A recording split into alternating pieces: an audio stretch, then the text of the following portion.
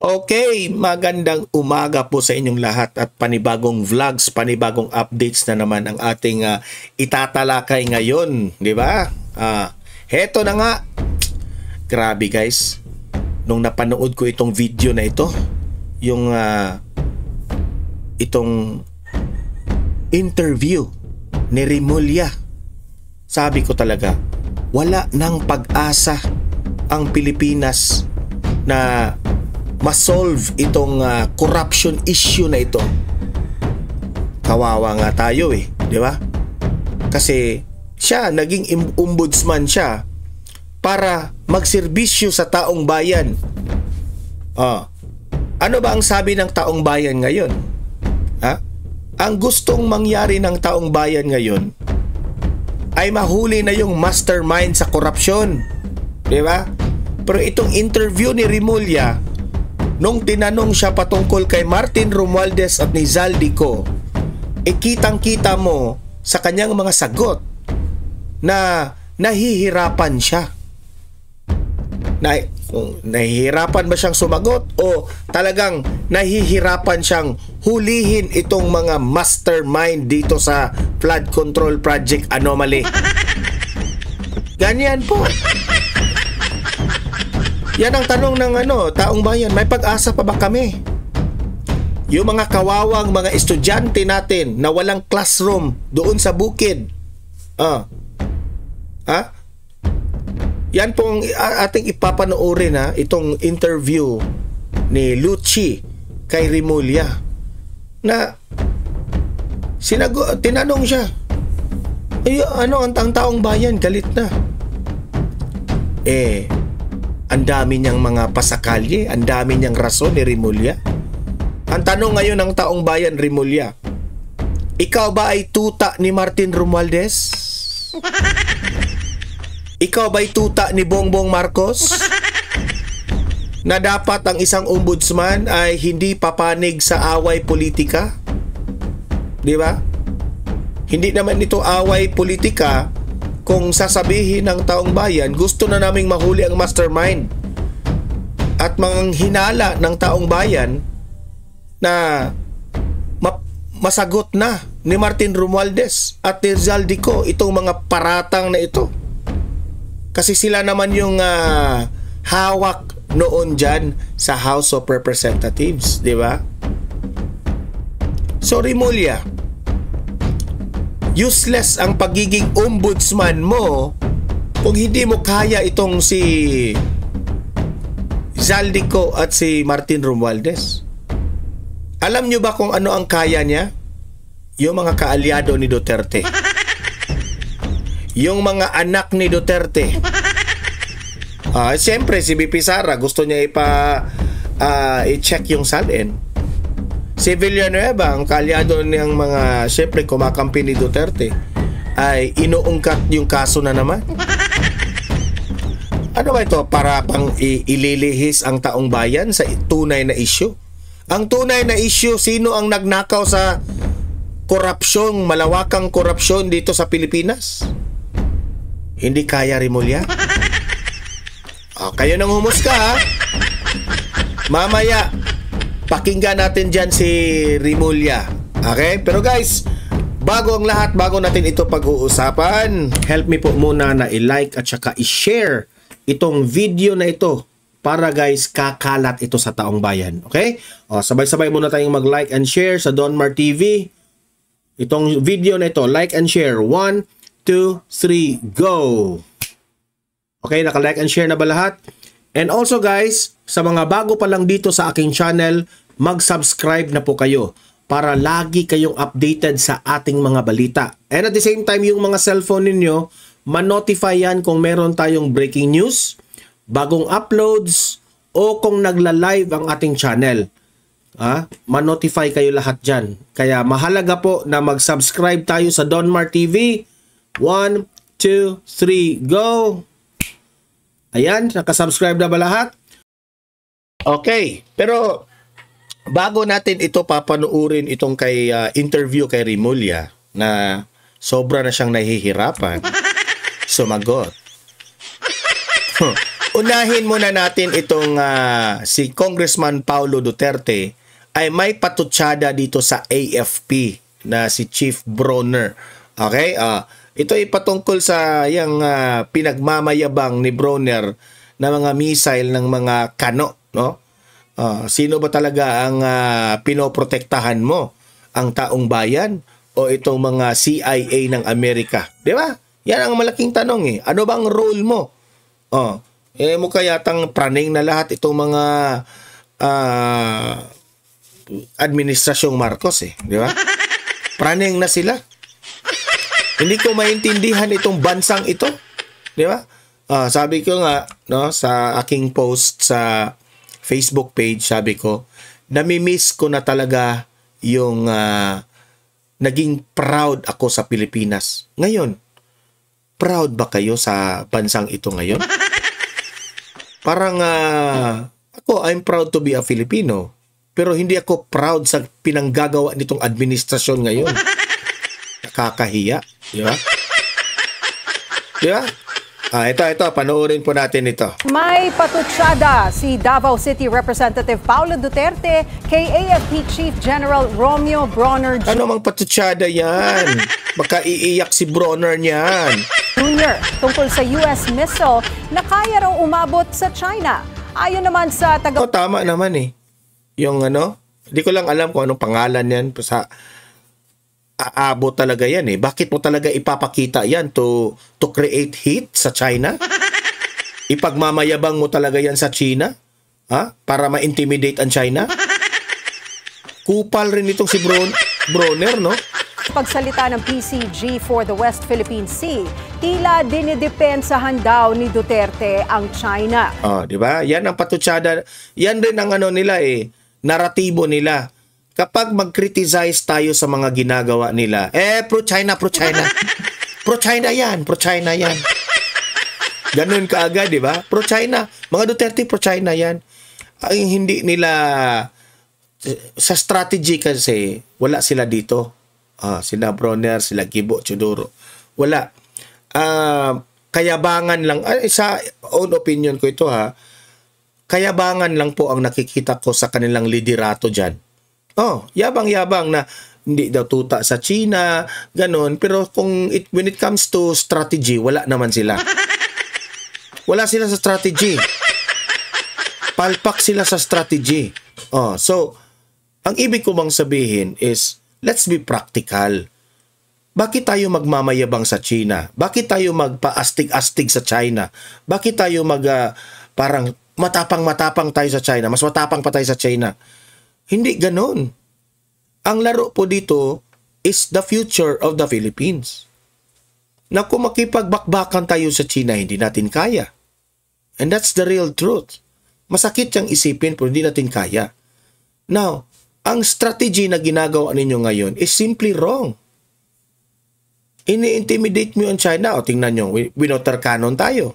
Di ba? Wala naman tayong response. Yung water cannon nila, nakita ko, mas malakas pa yung ihi ng anak ko. Diba? Mahirap kasi yung magtapang-tapangan tayo, no? Para wala naman tayong Tingnan mo si Duterte. Yun ang tunay na matapang. Alam niya na hindi natin kaya ang China. The best way na makipag-ayos tayo sa problemang ito, no?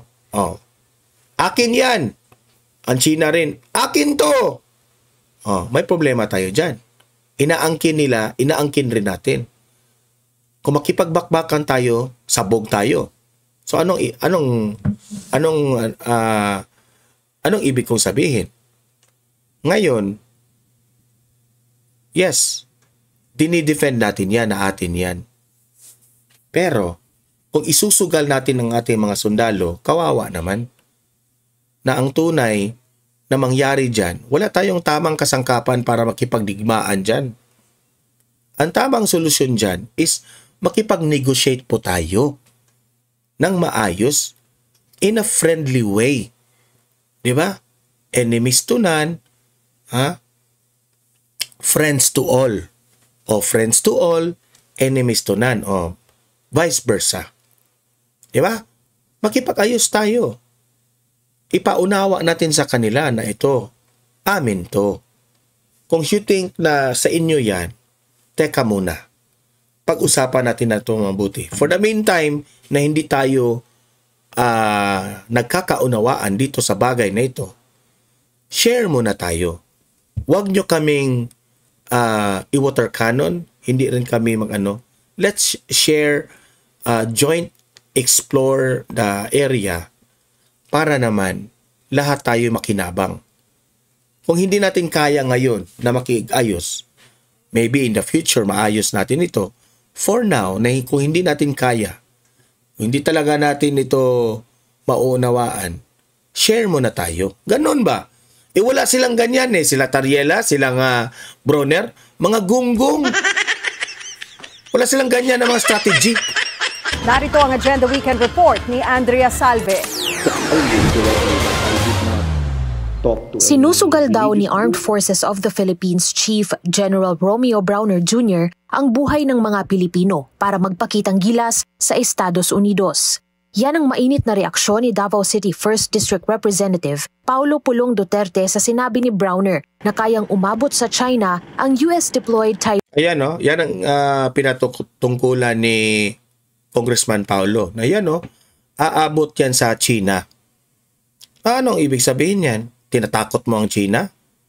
Tama ba na takutin natin ang China? Diba? Na sabihin natin, oy China, matakot na kayo, meron kaming ganito. Nakala naman natin sa atin. Igaling lang naman yan sa Amerika. Diba? Yan ang hirap kapag magtapang-tapangan tayo. Yan ang problema natin Phone missile system. Bago raw magyabang ang general, ang tanong ni Duterte, kaya ba nitong pigilin ang ganti ng China? Correct. Sino raw ba ang tunay na magyayabang kayo na meron kaming ganito. Ang tanong, kapag ang China na ang bubuelta, kaya ba nyo? Sinong sinasakripisyo mo? Dinidihado mo ang kalagayan ng taong bayan Di ba? Ang hirap sa inyo, kapag magdigmaan na, utos lang kayo ng utos. Wala naman kayo sa on the ground Di ba? Kaya command lang kayo ng command Ang kawawa dito, mga sundalo at mga taong bayan Nagsisilbihan ni Browner, ang bansa o ang Central Intelligence Agency ng Estados Unidos. Kung national security raw ang pinag-uusapan, dapat anyang mas pagtuunan ng pansin ang tunay na mga problema ng bansa. Correct. Mga proyektong... Bakit kasi uunahin pa yung mga ganyang issue na yan? Na may mas malaki tayong kinakaharap ngayon. Ang problema natin sa korupsyon, yan ang unahin ninyo. Diba? Kahit man lang mag-warning kayo, diba? Sabihin nyo sa kayong mga kurakot sa gobyerno, kaming mga taga-AFP, alam nyo na ang taong bayan po ang pinoprotektahan namin.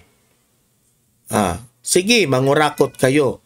Hindi kami magdadalawang isip kung mangungurakot kayo na ikulong kayo. Ganon. Takutin nyo ang mga politicians. Di ba? Walang kwenta at ang walang takot na pangungurakot sa pera ng mamamayan. Kung hindi raw kaya ni Browner na proteksyonan ang publiko mula sa nakaunipormeng mga magnanakaw, hindi raw nito maaaring ituro kung paano dapat na depensahan ang bayan. At sa huli, tinawag pa nitong trigger-happy ang general. Sinagot naman ito ni Philippine Coast Guard for the West Philippine Sea spokesperson Commodore J. Tariela. Anya, bit-bit daw ng mga patutsada ni Duterte ang ligasiya ng pamilya sa pagsisilbi sa bayan. Ang pagpapaniwala sa mga Pilipino na mali ang pagtayo laban sa bullying ng China dahil alam daw ng buong bansa kung gaano katahimik ang pamilya Duterte. Alam nyo, hindi naman alangan naman, ang mga Duterte kasi, it's a very delicate matter when it comes to China. Diba? Ang hirap sa inyo, Tariela, Bronner, itong si Gibo, wala kasi kayong pakialam sa relasyon ng China at Pilipinas. Sinira nyo Maganda na sana yung relasyon natin. Malaking tulong ang China sa atin. Kung hihingi tayo ng tulong sa China. Tumutulong yan dati. Ngayon, tumutulong ba? Dahil yan sa inyo.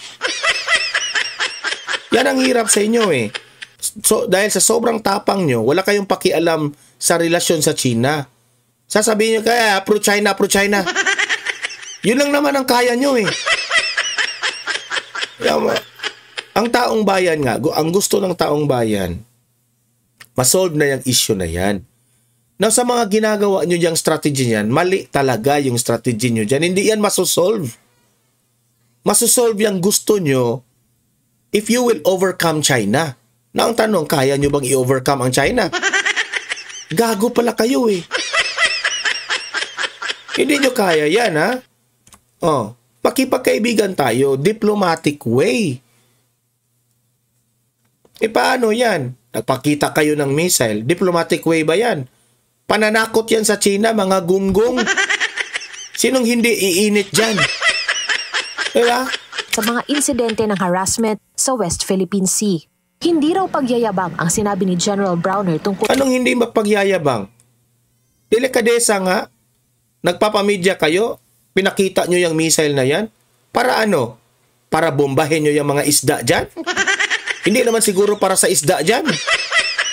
Siguro naman, hinahanda nyo yan para sa China. Siyempre, maiinsulto ang China. Utak-utak rin, Browner. Sa missiles at pawang katotohanan ito. Wala raw pinatatama ang bansa sa naging pahayag ng... Anong wala?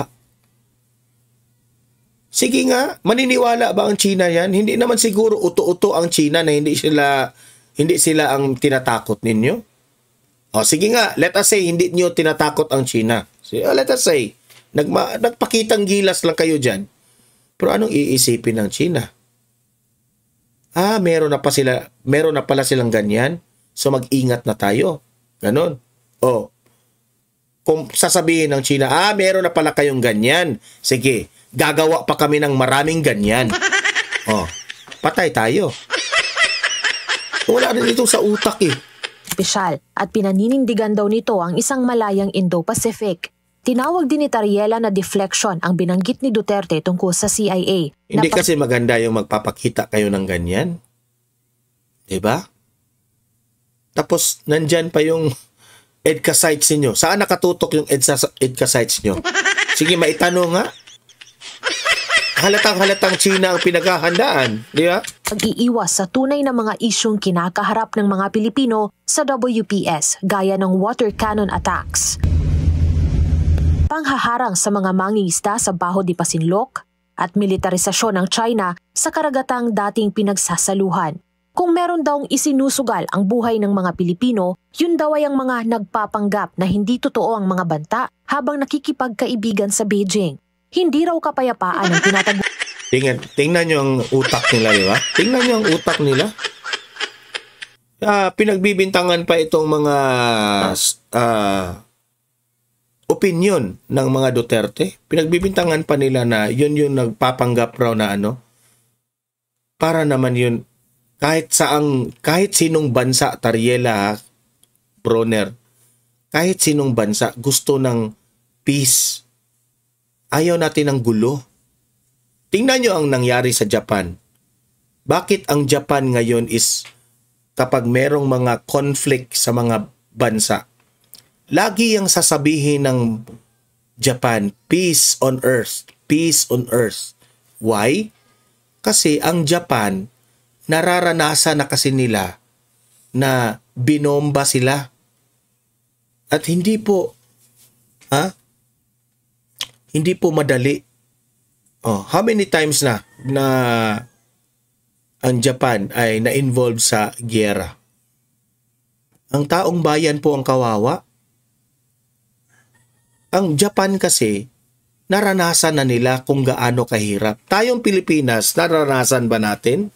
Hihintayin pa ba natin na mararanas natin yung kahirapan sa digmaan saka tayo maka-learn ng lesson? Walang utak kasi itong mga namumuno ngayon eh.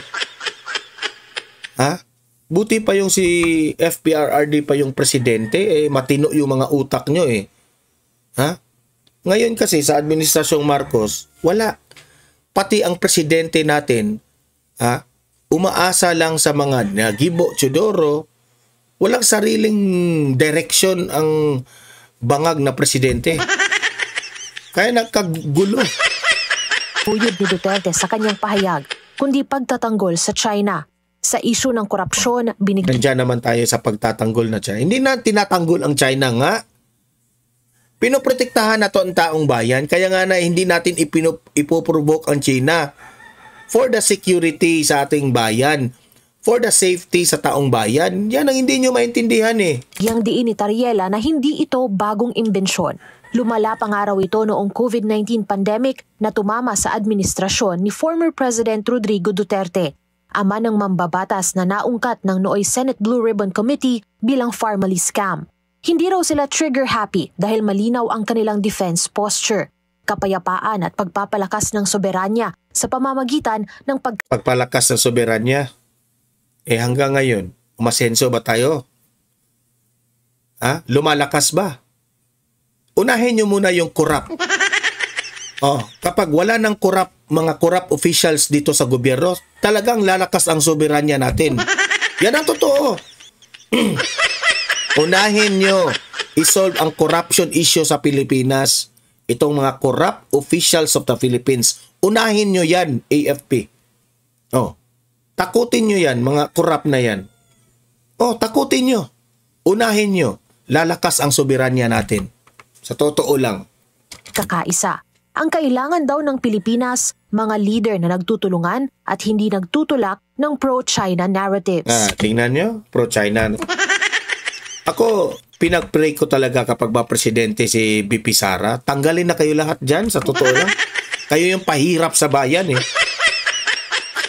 Sa huli, binalik niya ang tanong ni Duterte, sino raw ba talaga ang pinagsisilbihan nito para sa agenda weekend? Tinanong mo pa kay Polong ha. Ay, naka-bad trip talaga itong mga taong to. Ito, punta na tayo dito kay Rimulya. Ito yung hinihintay nyo. Na itong si Rimulya, kapag makarinig ng pangalang Zaldico at Romualdez, parang tuta. Parang tuta. Ito, panoorin natin. Okay, right now, in the midst of the ongoing flood control project anomaly, na napakabigat. And nung nagsimula ito, Ombudsman, ang focus ng lahat ay yung House Speaker, kasi yung si Congressman Zaldico, Chair of the Appropriations Committee, appointee niya, no? Sabihin na natin. Siya pumili nun? Yes. Siya pumili ng Chairman ng Appropriations? Yes. And to this day, ang perception ay silang dalawa talaga ang promotor ng lahat ng ito.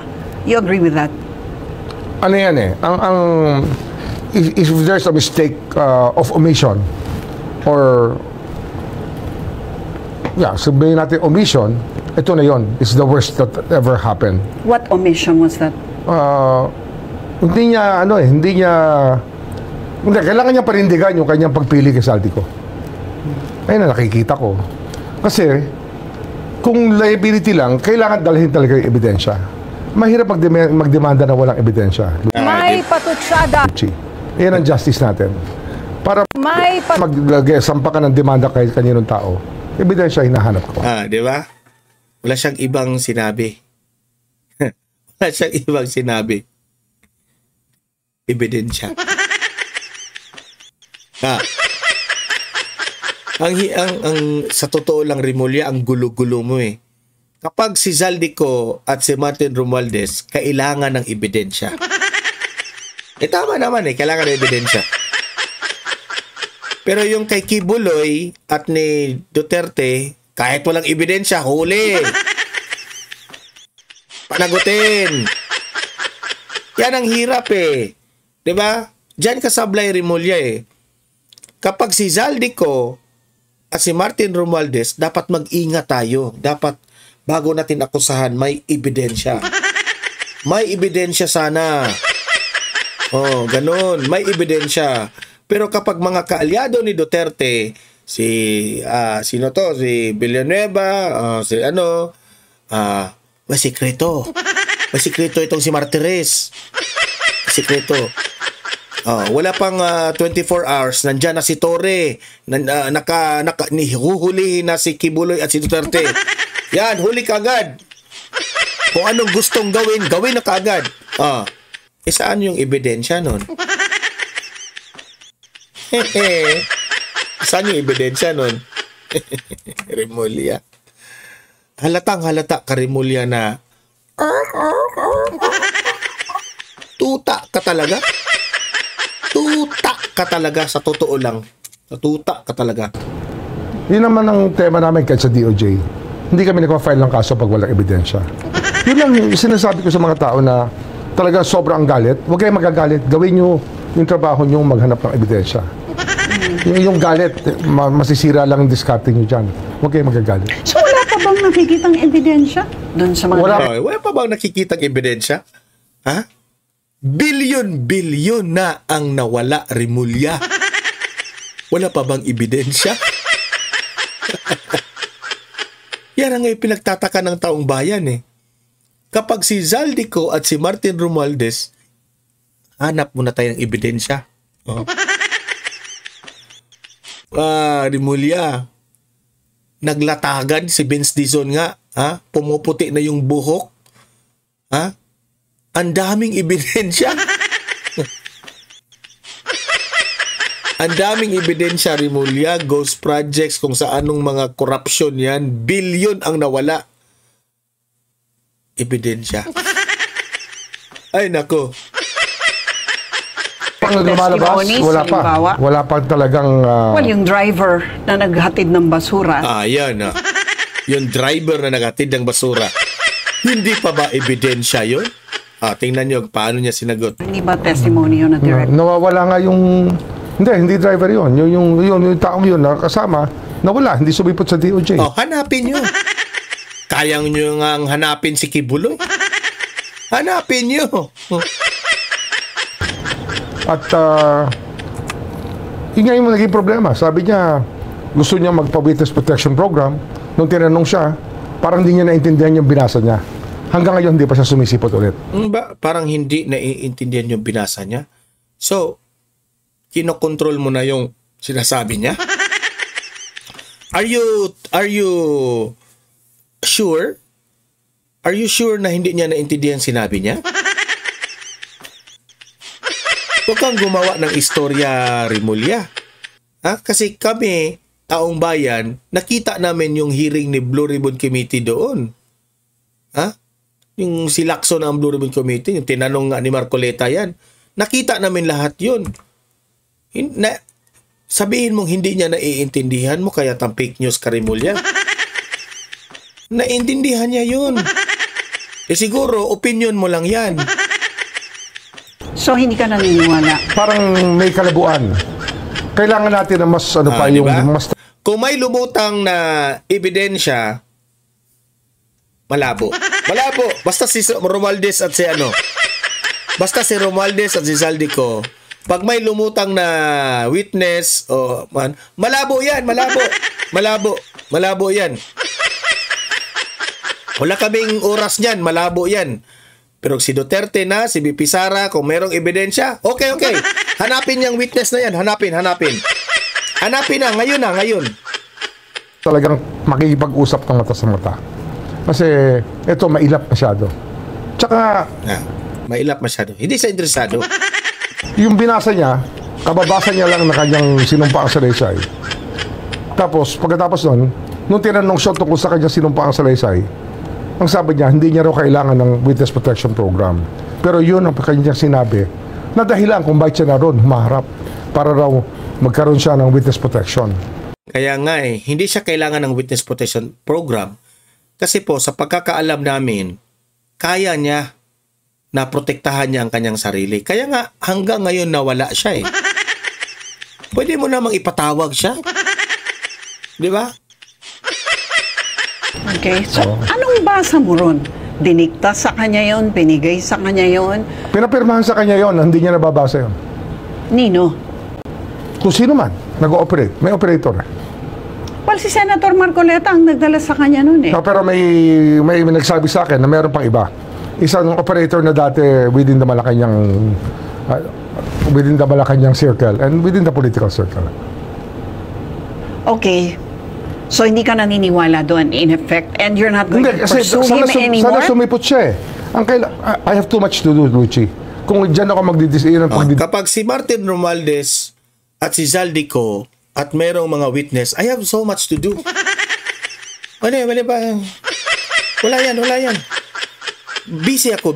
Marami akong ginagawa. Yung witness na yan, busy ako. Mamaya na yan. Walang klaro yung witness na yan. Pero si ano pa yan? Confidential funds ba yan ni BP Sara o ano? Unahin natin yung SALN ni BP Sara. Unahin natin si Joel Villanueva. Ganun. Di ba? Halatang halata kay yung galaw mo sa kalaban ng administrasyon o yung galaw mo dito sa mga kampi sa administrasyon, Zaldico at si hina kayo, mahina. So nasaan ang balance niyan? Tapos sasabihin nyo, wala kayong sinasanto? Pweh! Kitahan ko. Baka maubos ang oras natin sa kakahabol ng ibang tao pa. Marami tayong kailangang habulin. Hindi lang yan ang ating interes. Kasi nga, meron naman siyang... Hindi lang yan ang interes, pero yan ang interes ng buong sambayanang Pilipino ngayon. Naghihintay silang sumagot si Zaldico at si Martin Romualdez na makasuhan na yan. Paano yan masusolve yung corruption issue na yan? Wala namang iba. Lahat sila yung pinakaulo niyan eh. Dalhin nyo lang sa atin para makausap natin, di ba? Pero kasi dyan nakatuon ang publiko ngayon eh. Tama. Speaker Martin, tsaka kay Congressman Zaldico. Alam ko. Feeling ng lahat ay wala na. Natapos na ang Senate Blue Ribbon hearing. Sa Congress, wala rin kasi wala namang credibility dahil sabi nga nila, karamihan ng proponent nandun sa Kongreso and sa Senate also. Wala pang nag-file ng kaso against him na may ebidensya. Yun ang hinahanap natin eh. Paano mo ididiin ng tao na wala kang ebidensya? So, anong sinasabi? Pero ikaw, nung nasa Justice Department ka, pati yung mga missing sabongeros, nagawan mo talagang nangako. Diba natumbok siya dyan? Yung missing sabongeros? Grabe yung... sa totoo lang, Rimulya, yung sa missing sabongeros, grabe ka.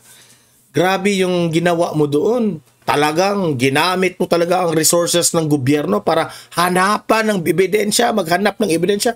Ganun rin ang gagawin mo kay Martin Romualdez at ni hanapan nyo ng ebidensya. Kasi nandyan na yan eh. Mag-effort naman kayo. Yan ang ibig sabihin ni Luce. Di ba? Mag-effort rin. May testigo tayo. May testigo tayo doon na tumatayo, tumitindig. At hindi umaatras. So at dito, hindi nagtatago. Yeah, I know. But dito, ang sinasabi mo, wala. Sana bumalik si Gutesa. Bumalik siya.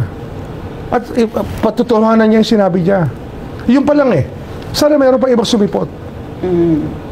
What about, kunyari, lifestyles? Kunyari, si Congressman Zaldico. I mean, sa lifestyle pa lang, alam na nating lahat na, teka lang, parang nakaw talaga lahat yan. Ang dami mo aeroplano, di ba? Matagal ng kontratista yan. At freeze pa nga. Panahon pa ni GMA. Alam ko kontratista na yan. So you're saying that he got all of that before... Pero ako, hindi ako natutuwa sa kanya. Hindi ako natutuwa sa kanya kasi nga, nakasama ko yan eh. Rimulya, sagutin mo yung tanong niya na saan niya nakuha niyan? Yung mga gamit na yan ni Zaldico. Sabi mo, dati pa yan sa panahon ni PGMA. So, you mean to say, hindi yan ngayon? Kung nagnakaw man, hindi ngayon? Panahon pa na GMA? Ano ba? Anong ibig mong sabihin? Magkasama kami sa Kongreso eh. Pero, nung ako'y lumipat na sa Justice, hindi ko na sila nakita. Ang alam ko lang, siya lang kasama ni Speaker. Hugas kamay ka na naman ngayon. Hindi na kayo nagkita. Pero hindi na kami nag-usap ulit o hindi na kami nagkasama sa kahit anong bagay. Maliban sa meron siya pangingialam sa ibang mga kontrata na hindi ko nagugustuhan. At sinasabi ko talaga yun. Bakit hindi mo yun pa iimbestigahan? Na meron ka palang hindi nagugustuhan na mga kontratang involved siya. Yun ang pimbestigahan mo kasi laging lumalabas ang pangalan ni Zaldico. Pero kanino ba yan sa Solicitor General ba nakaatang yan, yung mga lifestyle halimbawa? Hindi, dito yan. Kasi ikaw nga, pina-open mo na yung SALN, di ba? So bakit hindi nasimulan man lang doon? Correct. Na ito lang ang kita mo Congressman. Hindi, meron na kaming ginagawa dyan. Kaya lang, Lucy, alam ko na ilip na ang taong bayan, pero deliberate tayo rito. Hindi tayo pwedeng padalos-dalos. Kailangan dito, pinag-isipan mo ang bawat hakbang para kung kukunin mo, makuha mo talaga. Baka mamaya padalos-dalos ka, madapa ka dyan, hindi mo naman makuha yung gusto mo. Meron na kami hakbang na ginagawa. Pag si Romualdez at si Zaldico, huwag tayong magpadalos-dalos dyan, boo! Boo! Sigurado ako ron. Mahirap. Okay, right now, in the midst... Mahirap talaga. Yan ang masasabi ko dyan. Ang hirap.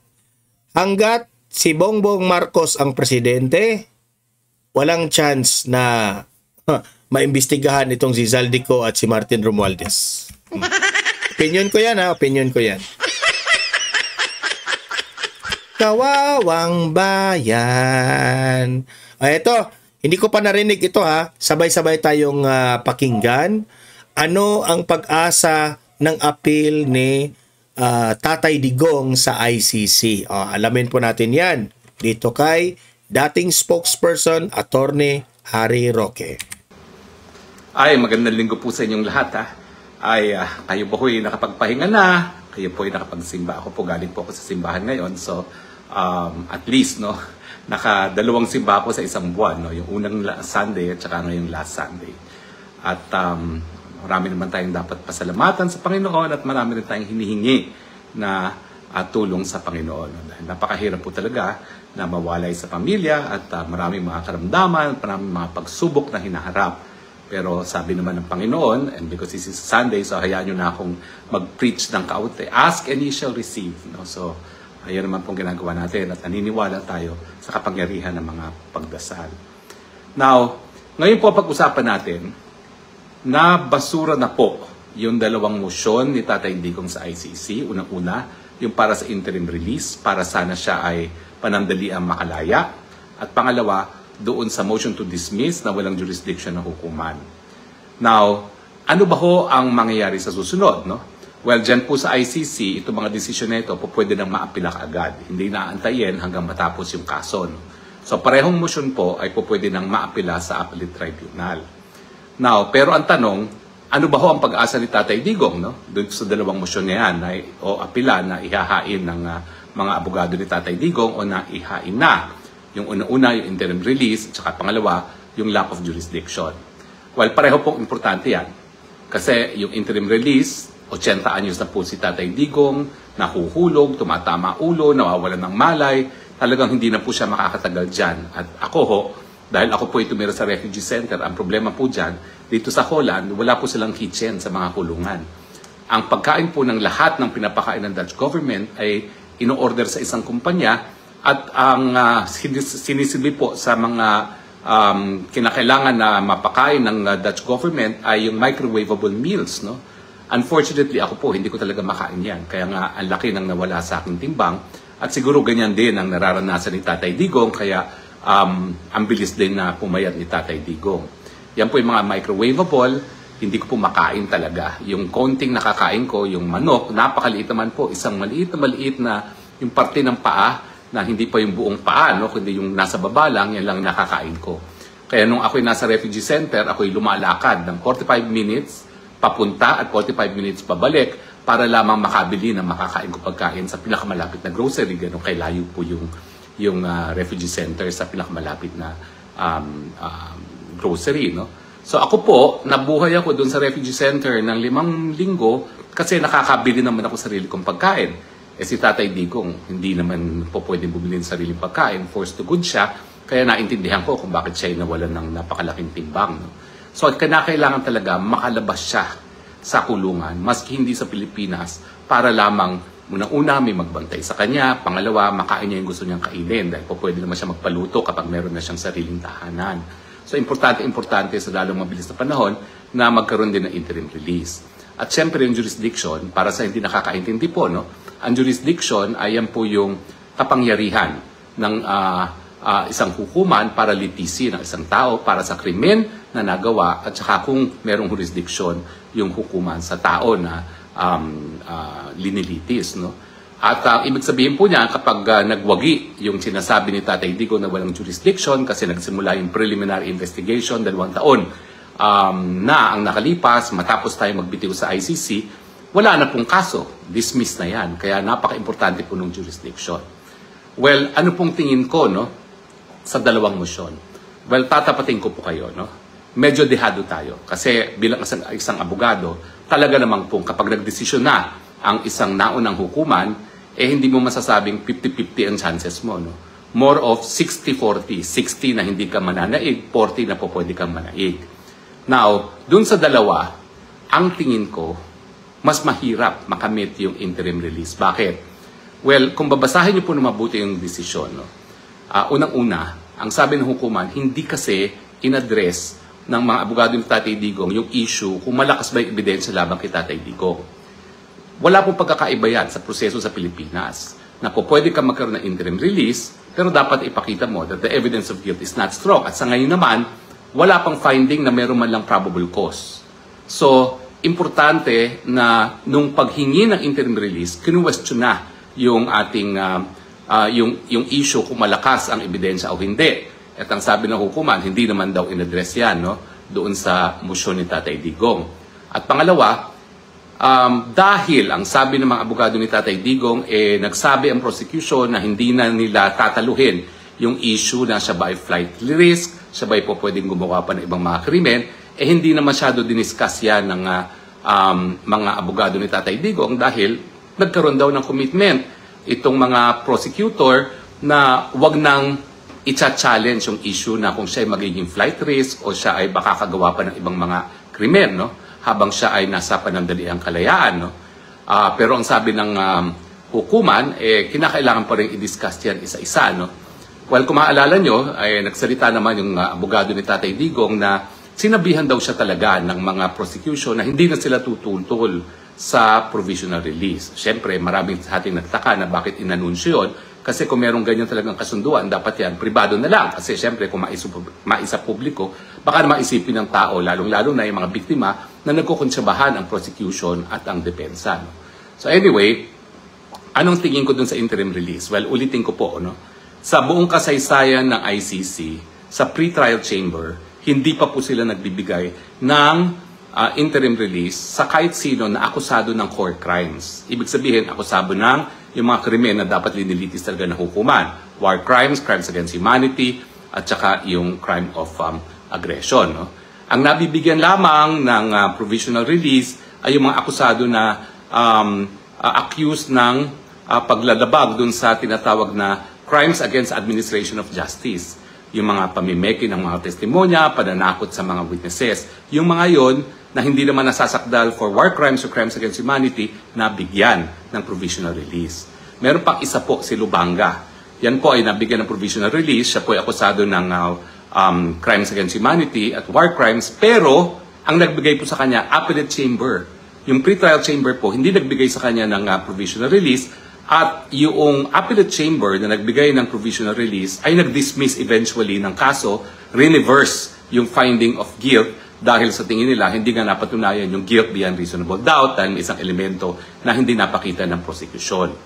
So, by way of track record, wala talagang binibigay na interim release ang pre-trial chamber na ICC. Kaya nga lang, inaasahan natin na yung katandaan ni Tatay Digong 80 anyos dahil nga wala pa namang 80 anyos na nalilitis at saka pangalawa, yung preliminary showing na parang hindi na kaya ni Tatay Digong humarap sa paglilitis ay bagay-bagay na ikokonsidera ng appeals chamber no, sa pagdedesisyon. Pero, siyempre po, dehado na tayo dyan kasi nga po, wala man lang ni isang nag-dissent doon sa desisyon. No? Hindi gaya ng desisyon na kung dapat bang ipagpaliban ang paglilitis dahil nga merong allegation na hindi na kaya tumayo ng paglilitis si Tatay Digong na merong isang judge na nag-dissent. Kasi kung 3 judges yan at unanimous sila, medyo solid ang kanilang paninindigan na tamang desisyon nila. No? at mahihirapan yung appeals chamber na baliwalain kasi syempre hindi naman po yan guys sa Pilipinas na mas mataas ang Court of Appeals kesa sa RTC. Hindi po. Pantay-pantay lang po mga West dito sa ICC. Wala po silang hierarchy. Meron lang talagang iba't ibang chamber. Yung pre-trial, yung trial, at saka yung appellate chambers. Now, dun sa pangalawa, ito po talaga ang make or break, yung lack of jurisdiction. Kasi kung wala talagang jurisdiction, tigil ng kaso. Hindi na kinakailangan tumuloy sa confirmation of charges, uwi na kaagad si Tatay Digong. Now, again, unfortunately, natalo tayo at unanimous yung tatlong pre-trial chamber. Pero kung maalala ninyo, noong naunang issue ay kung dapat bang magpatuloy sa preliminary investigation ang kaso, merong 2 judges at ito'y mga talagang tunay na bihasa sa international law na Europeans din ang nag-dissent doon sa majority decision ng 3 judges sa appellate chamber na wala ng jurisdiction ang ICC kay Tatay Digong. At ang reasoning nila ay solid. Ang reasoning nila ay unang-una dahil merong karapatan ang mga miyembro na bumitiw sa pagiging miyembro ng ICC at itong pagsasapi nila sa ICC ang nagbibigay ng jurisdiksyon sa hukuman, hindi naman po pwede na forever sila ay masasakop ng jurisdiksyon ng hukuman.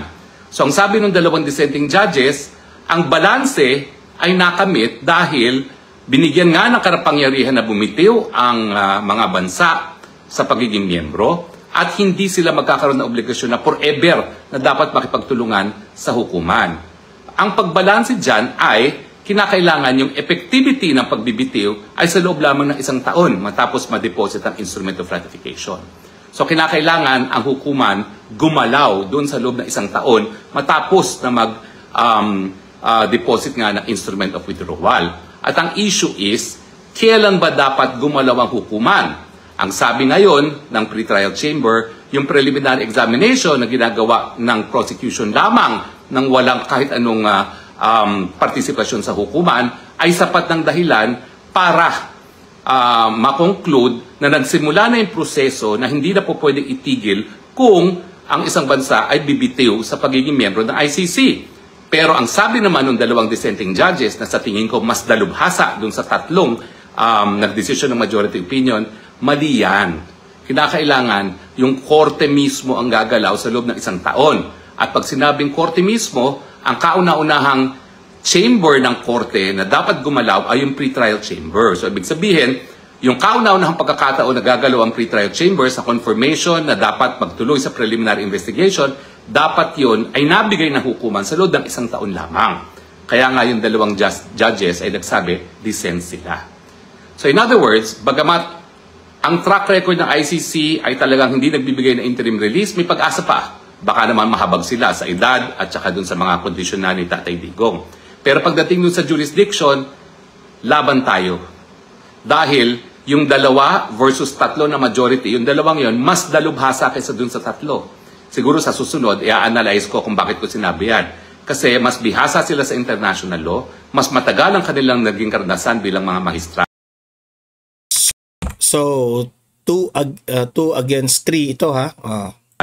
Mas malalim sa tingin ko pagkakaintindi na sa international law kaysa dun sa 3 majority. So, laban tayo sa issue ng jurisdiction. At ang issue, ganong katagal na naman yan. So, wag niyong kakalimutan, pang 7 taon nang nakakulong si Tatay Digong. At syempre, yung remedyo natin na lack of jurisdiction na i-file lang matapos ang unang 2 buwan na pagkakakulong. Well, ako po talaga, hindi ko maintindihan bakit 2 buwan nang lumipas bago sinampay ang motion para sa jurisdiction kasi pwede namang isampayan kaagaran within the same week or at least the same month na siya ay nakadetina sa ICC kasi kada araw na nakadetina siya na wala man na probable cause, ayan po'y parusa na wala pang napapatunayan na pagkakasala, di ba po? Sino man ang gusto na makulong miski 1 araw? Ako po, 1 araw lang ako nakulong sa Kongreso. I'm telling you, hindi ko po gusto yun. Dahil ako talaga, binibigyan ko ng kahalagahan ng aking kalayaan. Lalong-lalo na kung wala pa naman napapatunayan na ako'y nagkakasala. So patuloy po tayo magdasal na sana po parehong motion ay ma-reverse ng appellate chamber. Pero dun sa dalawa, mas importante po yung jurisdiction. Kasi kapag jurisdiction, uwi na ng Pilipinas si Tatay Digong. Pag sinabing walang jurisdiction, tigil ng lahat. At uwi na diretso ng Pilipinas si Tatay Digong. Yung remedy naman ng interim release, pag yan ay nag-grant, ang ibig sabihin lamang ay labas siya ng kulungan, pero hindi pa rin makakauwi si Tatay Digong sa Pilipinas. So kung tayo magdadasal, pagdasal natin na pareho sanang ma-reverse, pero mas diinan natin ang dasal dun sa lack of jurisdiction. Kasi lack of jurisdiction, tapos na ang kaso at po pwede nang umuwi si Tatay Digong. Well, sana po ako'y nakatulong sa inyong pag-intindi sa mga proseso na pinagdadaanan ngayon ni Tatay Digong. Ipagdasal po natin ang kalayaan ni Tatay Digong sa lalo mabilis na panahon. Again, bilang isang Kristiyano, naniniwala po ako sa kapangyarihan ng pagdasal. At sabi nga po nila, prayers move mountains. Pero ngayon po, parang ginawa ng lahat dito po sa ICC para mabaliktad at mapauwi si Tatay Digong. Kaya nga po ako, ang aking pinagdadasal, sana yung iba pang remedyo sa international law na aking minumungkahi ay pag-aralan, pakinggan, at kung po pwede, gamitin. Dahil lahat po ng remedyo, kinakailangan natin ngayon. Dahil ang importante, mapauwi si Tatay Digong. Maraming salamat po sa inyong patuloy na pagtangkilik. Hanggang muli po, ito po ang Spokes ng Bayan. Inyong Spokes ng Bayan nagsasabi, I love you Philippines. You're the only country that I have. You're the only country that I love. God bless the Philippines. Ayan, maraming salamat Attorney Harry Roque sa pag-explain ninyo sa mga Pilipino kung ano na ang kalagayan po ni Tatay Digong sa kasong ito, no? Ayan. Meron pa tayong pag-asa, guys. Meron pa tayong dapat abangan na sana ay mapanalo po ng kampo ni Tatay Digong yung jurisdiction, no, para tapos na lahat ang problemang ito at makabalik na ito si Tatay Digong. Okay? So guys, ayan, libre po kayong mag-comment, mag-react. Tama ba na itong si Rimulya ay magkalap muna ng ebidensya bago papanagutin itong si Romualdez at si Zaldico? Kayo nang humusga. Okay? Ilatag nyo ang inyong argumento sa comment section at usap-usap tayo doon. Okay? Paki-like at saka paki-share itong video na ito para kakalat ito sa taong bayan. Marami po ang makaalam kung ano na ang mga nangyayari ngayon sa bansang Pilipinas. At sa mga first time lang dito sa aking channel sa Donmar TV, mag-subscribe na po kayo. Libre lang ang mag-subscribe, walang bayad yan. Updated pa kayo sa ating mga balita. So, see you in my next video. Have a great day. Have a great night. God bless po sa ating lahat. Mabuhay ang Pilipinas and God save the Philippines. Bye-bye.